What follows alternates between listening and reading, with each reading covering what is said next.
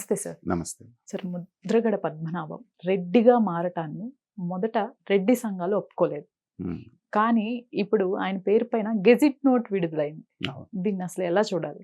అంటే పెద్దలు మనకి చాలా సార్లు చెప్పారమ్మా.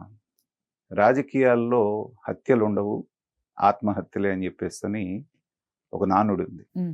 ముద్రగడ పద్మనాభం లాంటి రాజకీయ నాయకులు దాన్ని పదే పదే నిజమని నిరూపిస్తున్నారు. ఒక స్టేజ్‌లో ఎన్టీ రామారావు గారి టైంలో, ఆ తర్వాత చాలా ప్రముఖమైన కాపు నాయకుడిగా ముద్రగడ పద్మనాభం గారికి మంచి పేరుంది. అవును. తర్వాత చాలా పట్టుదలగా మనిషి. ముద్రగడ పద్మనాభం గారిలో ఉన్నటువంటిది ఆయనకి ప్లస్ పాయింట్ అది, మైనస్ పాయింట్ అది. ఒకటి ఏదన్నా పట్టుకున్నాడు అంటే ఏంటంటే ఉడుం పట్టు అయింది. ఇక దాని మీద నుంచి అటు ఇటు కదలడు ఆయన. సో దాని మూలాన ఆయనకి పార్టీ పరంగా కొన్ని చిక్కులు వచ్చినాయి, కానీ కాపుల్లో మంచి పేరు వచ్చింది. ఇలాంటి నాయకుడు మనకు కావాలి. వంగవీటి మోహన్ రంగా గారు చనిపోయిన తర్వాత కాపులకి ఒక బలమైనటువంటి నాయకుడిగా ఈయన ముద్రగడ పద్మనాభం గారు ఎమర్జ్ అవ్వటం జరిగింది. ఓకే. ఆయన ఒక్క మాట చెప్తే లక్షలాది మంది కదిలొచ్చేవాళ్ళు. ఆ యువతని కానివ్వండి, పెద్దవాళ్ళని కానివ్వండి, అందరిని అట్లా ఆర్గనైజ్ చేయగలిగారు. మీకు హరిరామ జోగయ్య గారు లాంటి నాయకులు ఉన్నప్పటికీ కూడా ఎక్కువగా ఈయన్నే ఆదరించారు. ఆదరించినప్పుడు ఏమైందంటే వాళ్ళని సరైనటువంటి పద్ధతిలో గైడ్ చేయలేదు అనేటువంటిది ప్రజలు చాలా ఆలస్యంగా రియలైజ్ అయ్యారు. ఆయన రాజశేఖర రెడ్డి గారు కానీ, జగన్మోహన్ రెడ్డి గారు కానీ అధికారంలో ఉన్నప్పుడు అన్నీ మర్చిపోయి నిద్రపోతూ ఉంటారు. కానీ చంద్రబాబు నాయుడు గారు అధికారంలోకి రాగానే ఆయన మేల్కొంటారు. తర్వాత వచ్చేసేసి వాళ్ళ మీద ఫైట్ చేస్తూ ఉంటారు. రాజశేఖర రెడ్డి గారు ఉన్న 10 సంవత్సరాల్లో కాపులకి ఎప్పుడు రిజర్వేషన్ అని కానీ ఇంకోటి అనే మాట అనేటువంటిది ఇప్పుడు జరగలేదు. దాని గురించి ఈయన ప్రశ్నించింది కూడా లేదు. ఆ తర్వాత వచ్చినటువంటి కాంగ్రెస్ గవర్నమెంట్ మనం చూసాం. కిరణ్ కుమార్ రెడ్డి గారు, రోసే గారు అందరూ అయిపోయారు. అయిపోయినాక చంద్రబాబు నాయుడు గారు రాగానే మళ్ళీ నిద్ర మేల్కొన్నారు. చంద్రబాబు నాయుడు గారు రిజర్వేషన్ కల్పిస్తానన్న మాట వాస్తవమైనప్పటికీ ప్రాక్టికల్గా అది అవ్వటానికి చాలా టైం టేకింగ్ ప్రాసెస్ ఉంటుంది కాబట్టి అదంత సులభమైనటువంటి మాట కాదు. ఆయనకు అంది వచ్చిన అవకాశం ఏంటంటే సెంట్రల్ గవర్నమెంట్ కల్పించినటువంటి ఈబీసీ రిజర్వేషన్ కోట ఒక 10% మీరు ఎకనామికల్లీ బ్యాక్వర్డ్ వాళ్ళకి ఎవరైతే ఉన్నారో వాళ్ళకి ఇచ్చుకునే అవకాశం ఉందని సెంట్రల్ గవర్నమెంట్ ఇచ్చింది. అది ఇచ్చిన వెంటనే చంద్రబాబు నాయుడు గారు రెండో ఆలోచన లేకుండా 5% అనేటువంటిది కాపులకు కల్పించారు. అంత చేసిన మనిషినేమో నెలకు ఒక లెటర్ రాసేవాడు. నువ్వు ఇది చేయలేదు, మాకు అది చేయలేదు, నువ్వు ఇది కల్పించలేదు, అది కల్పించలేదు, ఉన్నన్నాళ్ళు చీకాకు పరిచాడు. అప్పుడే మనం చూసాం తుని ఘటన. అవును సార్. అది ఎంత దారుణమైనటువంటి ఘటన అంటే భగవంతుడి దయ వల్ల ప్రాణ నష్టం ఏం జరగలేదు దాంట్లో. కానీ భారీ ఎత్తున ఇవాళకి కూడా కొన్ని వందల మంది ఆ కేసుల కోసం కోర్టుల చుట్టూ తిరుగుతున్నారు. దాంట్లో వైఎస్ఆర్సీపీకి సంబంధించినటువంటి కొన్ని అసాంఘిక శక్తులు, కొంతమంది నాయకులు జొరబడి ఆ పని చేశారు ఇతని మద్దతుతో అనేటువంటిది కూడా ఇవాళకి కూడా అనుకుంటున్నటువంటి మాట. చిరంజీవి గారు పార్టీ పెట్టినప్పుడు ఒక కాపు నాయకుడిగా మరి అతను బలంగా వచ్చినప్పుడు అతనికి ఏం సపోర్ట్ చేయలేదు వీళ్ళు. నిజంగా మీకు అంత ఇది ఉండి ఒక కాపు నాయకుడు వచ్చి చీఫ్ మినిస్టర్ అవ్వాలి అంటే గంప గుర్తుగా 24% ఉన్నారు అందరు కలుపుకొని చేయాలి కదా. ఆయనకి అందరితో కలుపుకొని వచ్చింది 18% ఓట్లు. మరి మీ ఒక్కళ్ళే 24% ఉంటే ఆయన అభిమానులు అన్ని కులాల్లో ఉన్నారు, అందరు కలిపి వేసింది 18% అంటే వీళ్ళు 8% వేస్తుంటారు. మిగతా వాళ్ళందరూ ఏమయ్యారు?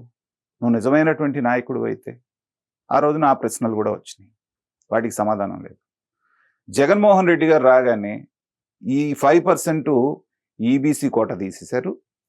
2000 రూపాయలు 2000 కోట్లు నేను ప్రతి సంవత్సరం ఈ కాపు కార్పొరేషన్కి నేను ఏదో ఇస్తాను అన్నాడు. ఒక్క సంవత్సరం కూడా ఒక 1000 కోట్లు కూడా ఇచ్చింది లేదు.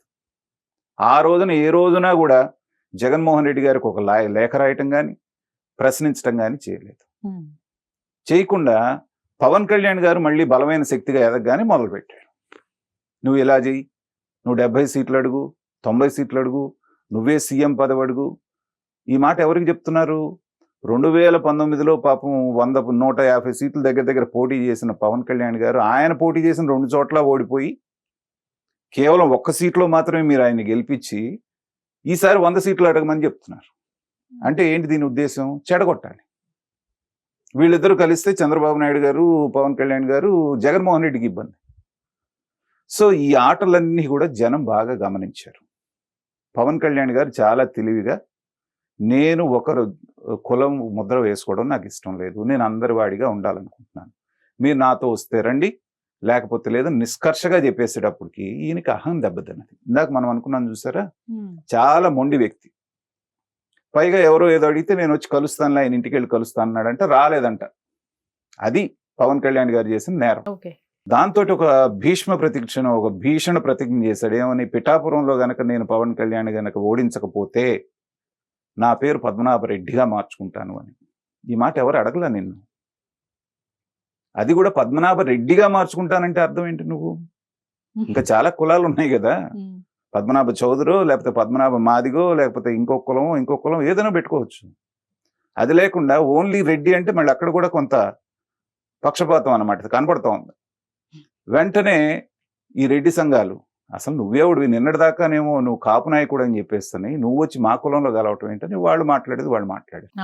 పైగా ఎవరు ఆయన అడగల, నువ్వు అన్నావు కదా పవన్ కళ్యాణ్ గెలిచాడు నువ్వు పేరు మార్చుకో అని.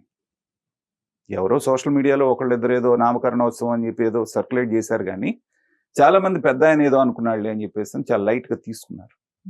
ఇప్పుడు అలా అంటే చంద్రబాబు నాయుడు గారు కానీ తెలుగుదేశం అధికారంలోకి వస్తే, పవన్ కళ్యాణ్ వస్తే మేము రాజకీయాల నుంచి తప్పుకుంటామని, గుండు కొట్టించుకుంటామని, మీసాలు దించుకుంటామని చాలా మంది ప్రతిజ్ఞలు చేశారు. ఎవడన్నా చేశాడా?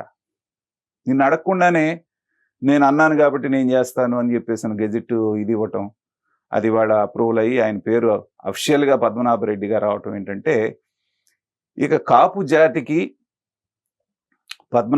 ముద్రగడ పద్మనాభం గారికి శాశ్వతంగా ఆ బంధం తెగిపోయింది. ఆ బంధాన్ని ఆయన చేతులతోటే తెగ్గొట్టుకున్నాడు. ఇది ఒక రకంగా నేను ఇందాక ఫస్ట్లో చెప్పినట్టుగా తాను ఆత్మహత్య చేసుకున్నట్టుగా మనం భావించాలి రాజకీయంగా. వయసు రీత్యా కూడా ఇక ఆయనకి రాజకీయం చేసేంత ఇది లేదు. దీనికి కొసమెరుపు ఏంటంటే కూతురు గురించి ఆయన మాట్లాడిన మాట.